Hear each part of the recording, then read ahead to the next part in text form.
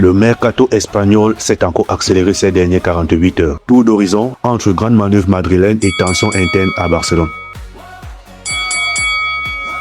Commençons par le Real Madrid où l'actualité est dense. Premier fait marquant, confirmé lundi, l'arrivée de Yan Diomande est désormais officialisée. L'ailier ivoirien arraché au RB Leipzig malgré un accord initial avec le PSG rejoint bel et bien la Casablanca. Un signal fort envoyé par José Mourinho qui construit une attaque taillée pour dominer l'Europe. Mais le Real ne s'arrête pas là.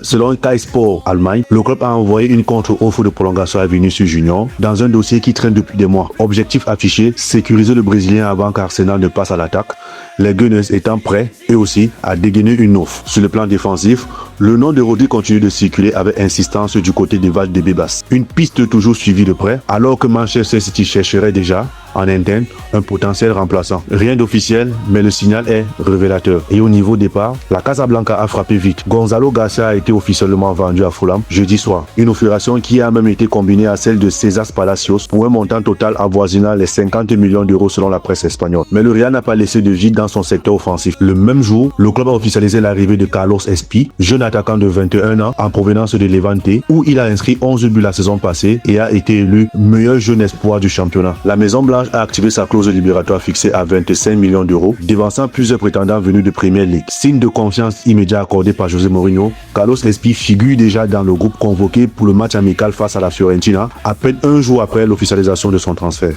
Changeons de cric et direction Barcelone, où l'ambiance est nettement tendue. Le dossier Ferran Torres s'envenime. Héros du sacre mondial espagnol, l'attaquant voit sa relation avec la direction Blaugrana se dégrader. Selon Sport, le PSG et l'Atlético de Madrid ne sont plus les seuls sous le coup. Des clubs de Premier League seraient également entrés dans la course. En interne, on commencerait même à accepter l'idée d'un départ vers Paris Saint-Germain. Et un dernier mouvement vient juste de tomber ce matin. Marc-André ter Stegen a quitté le stage de préparation du Barça en Angleterre pour aller les Pays-Bas. Le gardien allemand rejoint l'Ajax d'Amsterdam sous forme de prêt. Un accord entre les deux clubs longtemps bloqué par des questions fiscales et finalement débloqué ces derniers jours. Une page qui se tourne pour l'ancien numéro 1 catalan, désormais relégué derrière Johan Garcia dans la hiérarchie. Toujours dans les départs, Marcus Rashford a lui aussi tourné la page.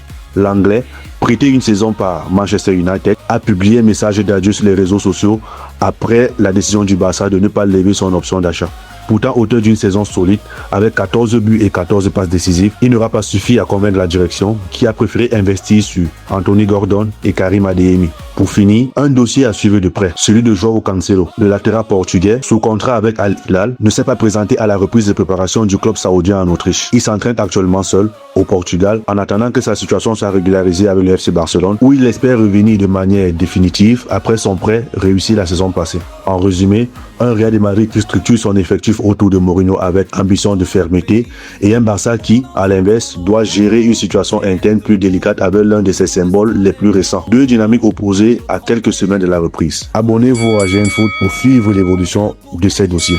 À très vite.